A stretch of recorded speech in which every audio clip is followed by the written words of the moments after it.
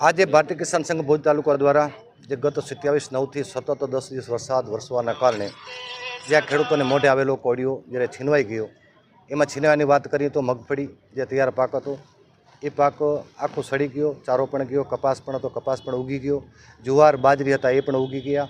તેની સાથે સાથે દાડમ જેવો કચ્છમાં એક મોટો સમજી લો કે 16,000 હેક્ટરમાં જે મોટી ખેતી થતી હતી એ દાડમનો પાક પણ એક નિષ્ફળ ગયો। એની સાથે શાકભાજી હતા સતત વરસાદના કારણે સંપૂર્ણ નિષ્ફળ ગયા છે।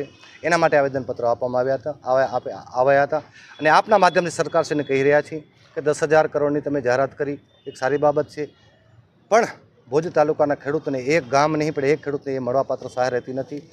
ભુજ તાલુકાના ખેડૂતોનું લગભગ 80થી 90% જેટલું મોટું નુકસાન થયું, છતાં પણ એક ગામ અને એક ખેડૂતને જે સમાવેશ કરવામાં આવ્યો એ દુઃખની બાબત છે।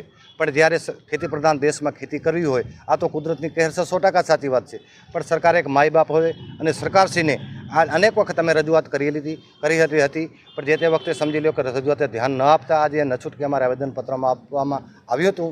વાત કરી સહાયની તો પ્રધાનમંત્રી સહાય જે યોજના હતી એ બંધ પડી ગઈ। પછી મુખ્યમંત્રી કિસાન સહાય યોજના હતી એમાં પણ સમાવેશ કરવામાં આવ્યો તો 10,000 કરોડમાં સમાવેશ કરવામાં આવ્યો, જેમાં 54 લાખ ખેડૂતો ગુજરાતભરમાં છે। એની સાથે સાથે ભુજ તાલુકાની અંદર 36,000 ખેડૂત ખાતેદારો છે, તો એક પણ ખેડૂત ખાતેદાર અને માલધારીને એક પણ રૂપિયો અમને મળ્યો નથી, જેના બાબતમાં ખેડૂતોને મોટો રોષ છે। તો આપના માધ્યમથી કરી રહ્યા છીએ કે સરકારશ્રીને વિનંતી છે કે આ લોકોને આ પેકેજમાં વહેલી તકે સમાવેશ કરવા અને ખેડૂતોને ટેકાના ભાગરૂપે એક સહાય કરવા આપશે એમની વિનંતી કરી રહ્યા માટે આ ભુજ તાલુકાના કિસાનો આજે આવ્યા હતા।